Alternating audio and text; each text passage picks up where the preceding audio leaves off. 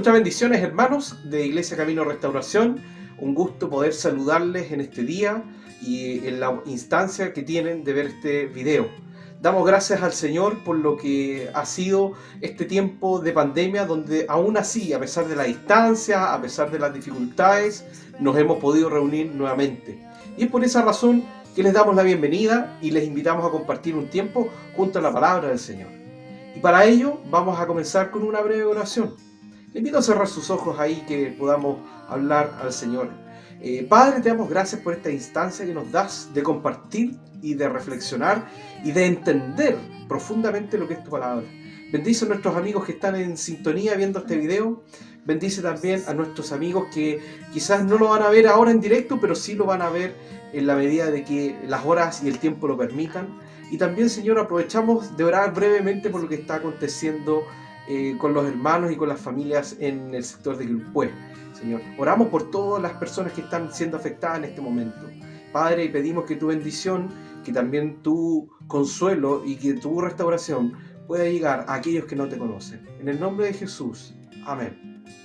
Amén, hermanos, y le invitamos a compartir un versículo de la palabra del Señor. Se encuentra en Salmos 141. Dice así la palabra: Oh Señor, clamo a ti, por favor, apresúrate. Escucha cuando clamo a ti por ayuda.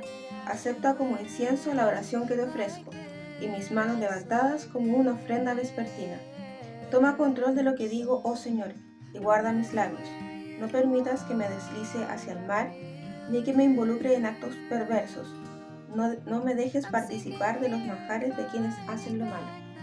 Amén. Comenzamos esta reunión agradeciendo al Señor, que siempre nos escucha, que siempre está atento al clamor de su pueblo, a las necesidades de su pueblo.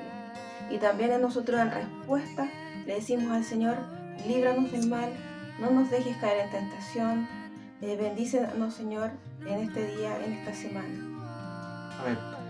Le invitamos a disfrutar de este tiempo de alabanza, este tiempo de adoración, y que nuestros corazones estén dispuestos para que el Señor nos pueda hablar nuevamente. Que Dios te bendiga.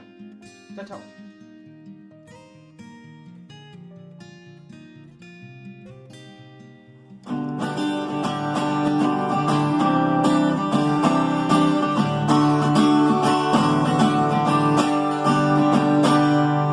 Cristo es la roca del poder. Escóndeme, escóndeme, escóndeme, hasta que pase, oh Señor, la tempestad. Escóndeme, escóndeme con tu poder. Cristo es la roca del poder, que calmará la tempestad. Vemos Jesús, mi Salvador. Escóndeme, escóndeme. Bendito sea Jehová la roca por toda la eternidad. Escóndeme y mi refugio.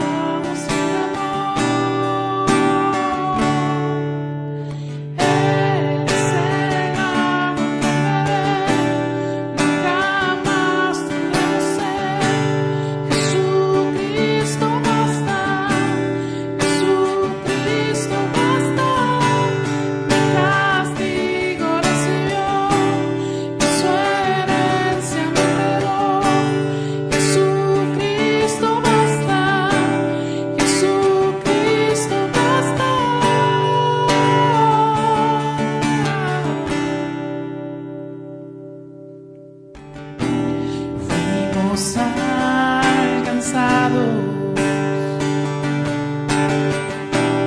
por su gran amor.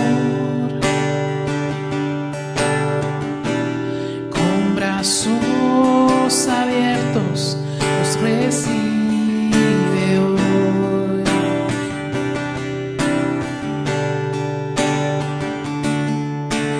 Tal y como somos nos amó. Hoy nos acercamos sin temor. Él es el agua que al beber nunca más tendremos sed.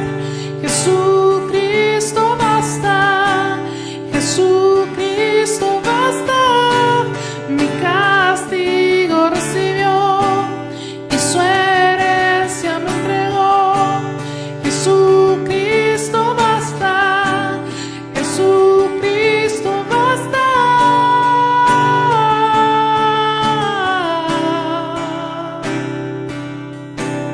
Tal y como somos nos amó. Hoy nos acercamos sin temor, sin temor. Tal y como somos nos amó. Hoy nos acercamos sin temor.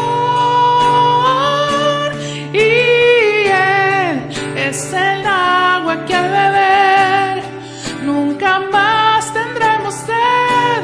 Jesucristo basta, Jesucristo basta. Mi castigo recibió y su herencia me entregó. Jesucristo basta, Jesucristo basta. Jesucristo basta.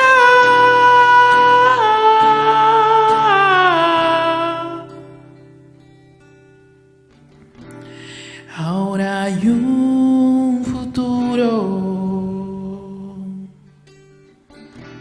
y esperanza fiel. En tu amor confiamos, hay descanso en él.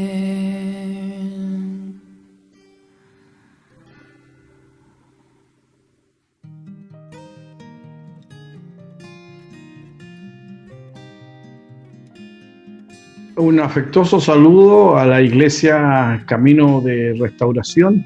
Que el Señor añada de su gracia a cada uno de ustedes, a los pastores, a cada uno de los hermanos, y que también el Señor añada a los que han de ser salvos a la iglesia. Así que sean muy bendecidos, hermanos. Sigan con fidelidad sirviendo al Señor, amándole con todo el corazón, porque eso es lo que hará crecer también a la iglesia.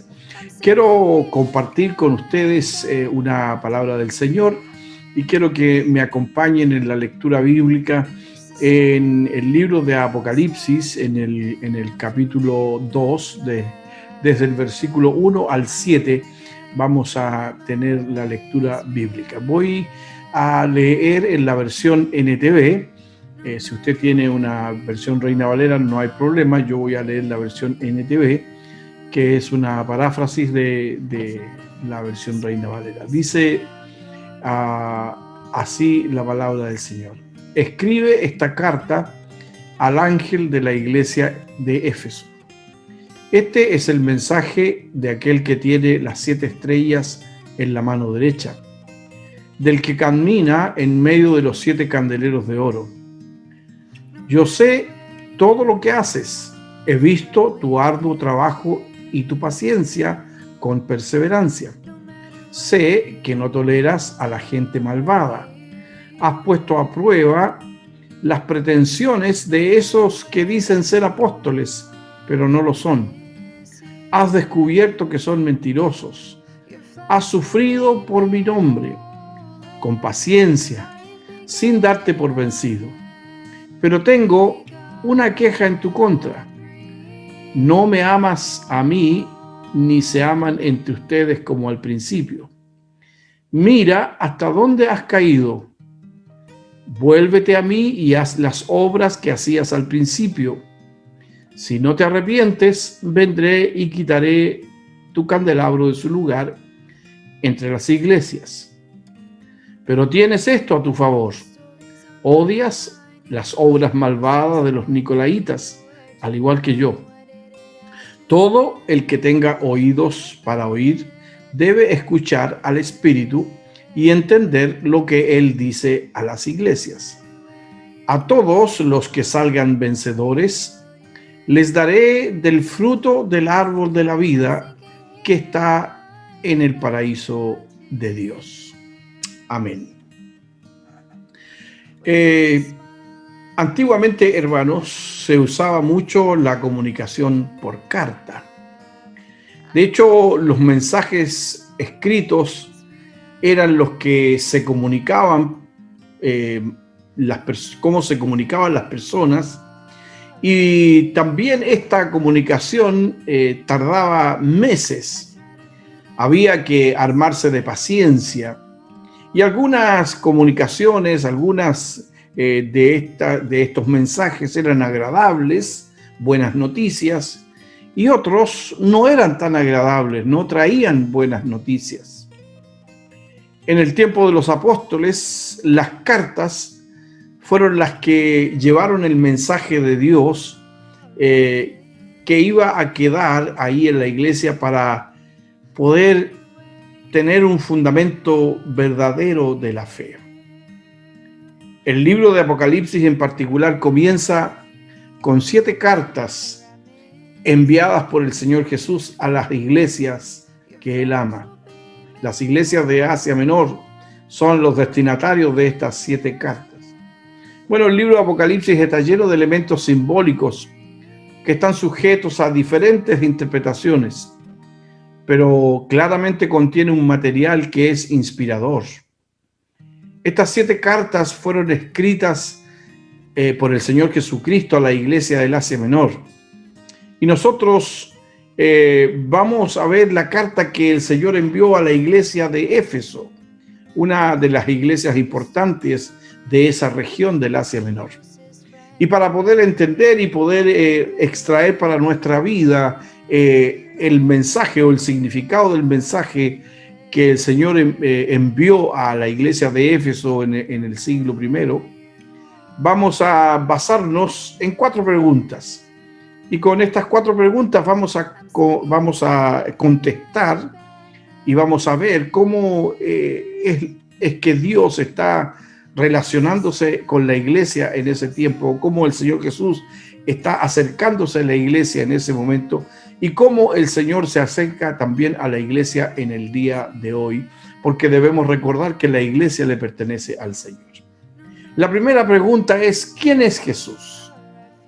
Tal vez una pregunta que para muchos puede ser retórica, o una pregunta que para muchos puede ser una pregunta sincera, o tal vez algunos harán esta pregunta de manera irónica. Bueno, ¿qué nos dice el texto acerca de Jesús? Dice: el que tiene las 7 estrellas en la mano derecha. Las estrellas aquí representan, y el mismo libro lo dice, a los mensajeros o los ángeles de las iglesias. Y los candeleros representan a las 7 iglesias. Por lo tanto, lo que nos está diciendo aquí que hay una representación de esta forma de acercarse el Señor a la iglesia, y representa también a la iglesia universal. Entonces, el Señor se está presentando aquí como el amo, como el dueño y señor de la iglesia, el que tiene en su mano a aquellos que son los mensajeros de la iglesia. Mensajeros que se refiere al pastor, y también en términos generales todos los creyentes son mensajeros del Señor. También dice que anda en medio de los 7 candeleros de oro. Es decir, estos candeleros representan a la iglesia. Es el Señor Jesús el que está en medio de la iglesia, el que se mueve en medio de la iglesia, el que actúa en medio de la iglesia. Esta iglesia que le pertenece únicamente al Señor. Cuando nosotros hablamos de la presencia de Cristo en la iglesia, debemos reconocer que este no es un tema del pasado, es algo presente. Dios está con nosotros y además el Señor tiene el control de todas las cosas con su presencia protectora sobre nuestras vidas. Esta verdad de que el Señor es el Señor de la iglesia debe a nosotros animarnos al saber que somos parte de ella y debemos servir al Señor con entusiasmo porque sabemos quién es el que está al control. Jesús tiene no solo a sus mensajeros en su mano, sino que también tiene a la iglesia en su mano. A la iglesia en la cual ustedes sirven está en las manos del Señor y el Señor está presente allí en medio de la iglesia. Cuando ustedes se reúnen o cuando ustedes se reúnen ahora a través de los medios virtuales, el Señor está presente porque Él no necesita un lugar físico, necesita un corazón donde estar presente. La segunda pregunta es: ¿qué sabe Jesús acerca de la iglesia? Y el texto nos dice, el Señor está hablando y dice: yo conozco tus obras, conozco el trabajo duro que has efectuado, conozco que te has cansado, que te has agotado haciendo la tarea que yo te encomendé. Conozco que has recibido quejas, que has recibido críticas, que has recibido juicios por lo que estás haciendo. Eso es lo que está diciendo el Señor. Yo conozco tus obras. El Señor no solo conoce el trabajo que hacemos normalmente, sino que también Él conoce los trabajos que demandan toda nuestra energía y nuestra dedicación exclusiva. El Señor también dice que conoce nuestra paciencia. Él conoce tu paciencia, cómo has soportado, cómo has esperado que Él haga su obra. El Señor dice, en el texto dice: yo sé que no puedes soportar a los malos. Y esto no tiene que ver con odiarlos, sino que estás siempre dispuesto a poner en evidencia eso. También dice: sé que has puesto a prueba a los que dicen ser apóstoles y no lo son, y has descubierto que son mentirosos. La tarea de la iglesia, ya sabemos, nuestra lucha no es contra carne ni sangre, pero sin embargo debemos cuidar de que no se introduzcan ni enseñanzas ni personas con falsas enseñanzas en la iglesia. Y el Señor dice: sé que has hecho esto sin cansarte, que lo has hecho incansablemente. Amados, el Señor Jesús responsabiliza a la iglesia para que cuide y proteja la verdad y no admita enseñanzas proclamadas de manera equivocada. La iglesia debe enseñar la palabra de Dios porque ese es nuestro material más importante para poder enseñar. No podemos estar fijándonos en otras cosas, sino en lo que dice la palabra de Dios. La tercera pregunta es: ¿qué le molesta a Jesús de la iglesia? ¿Qué le disgusta a Jesús de la iglesia? Tal vez nosotros no nos hemos preguntado muy a menudo: Señor, ¿qué es lo que no te gusta? ¿Qué no te agrada de nosotros? Sin embargo, el Señor tiene toda la libertad y tiene todo el poder para decirlo. Y Él dice: pero tengo unas pocas cosas contra ti. En la realidad en la cual nosotros vivimos hoy, es probable que el Señor tenga algunas cosas que no le agraden, que le disgusten, ya sea de nuestra vida personal como de nuestra vida comunitaria, como familia de la fe. El Señor siempre está atento al amor de la iglesia por Él. Él está siempre atento a cómo la iglesia le ama. Y en este sentido el amor tiene dos dimensiones. Primero, la dimensión vertical, es decir, el amor a Dios. A cómo nosotros nos hemos rendido, cómo hemos rendido toda nuestra vida a Él. Primero. Segundo, el amor horizontal, la dimensión horizontal, es el amor que debemos manifestar entre los creyentes. Uno de los grandes problemas que la iglesia a veces está sufriendo es que el amor entre los hermanos no es tan cálido y tan efectivo como debería ser. Y esto finalmente afecta la manera como amamos a Dios. Dios está preocupado, tal vez Dios no está enojado contra la iglesia ahora, pero sí está preocupado de que la iglesia no estreche estos lazos firmemente, que no manifieste el amor fraternal como debería ser, y que entonces eso también termina enfriando el amor hacia Él. Lo que Dios quiere es que nosotros conservemos el amor y el fervor por Él. Cuando nuestro amor falla, la iglesia deja también de amarle. ¿Cómo se deja el primer amor? ¿Cómo es que un creyente deja el primer amor? Se deja sustituyendo el verdadero amor a Dios por el amor al mundo y a las conveniencias personales. Cuando dejamos de poner en prioridad al Señor y comenzamos a darle prioridad a otras cosas que no son tan importantes o que son de nuestra conveniencia personal. Por lo tanto, Dios tiene tal vez una preocupación, aunque podríamos decir, aunque Dios tiene un disgusto, pero vamos a decir, Dios tiene una preocupación por el amor de la iglesia. Y la cuarta pregunta es, ¿qué le ofrece Dios a la iglesia? Porque generalmente las personas están diciendo, bueno, ¿y qué me puede dar Dios?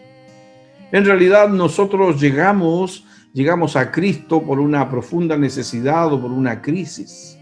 Llegamos al Señor porque el Espíritu Santo nos convenció de que éramos pecadores y necesitábamos recibir algo de Dios, lo primero, el perdón. Y hay veces las personas piensan, bueno, pero ¿qué me puede dar Dios a mí? ¿Qué es lo que Dios ofrece a la iglesia? La presencia y la dirección de la iglesia y la dirección del Señor Jesucristo hacia la iglesia nos ofrece muchas cosas que son buenas para nosotros y buenas para su obra. En primer lugar, nos desafía y nos dice, reflexiona, mira dónde has caído, mira dónde estás débil, recuerda eso y arrepiéntete. Esto es, revisa esos fundamentos como están. Los riesgos de no arrepentirse es que el creyente deja de recibir la bendición del Señor.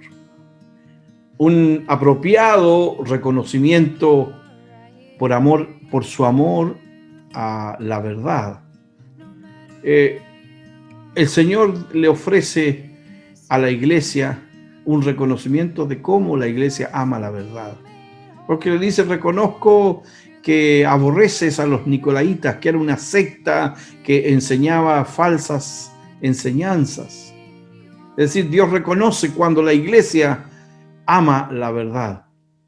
En este tiempo, tal vez los nicolaitas serían líderes que atropellan a los que piensan que son inferiores a ellos, falsos maestros que enseñan un evangelio sensacionalista o que se basan en promesas mentirosas para las personas, o creyentes que buscan lo suyo propio. También el Señor ofrece una recompensa justa. Y Él dice, al que venciere le daré de comer del árbol de la vida.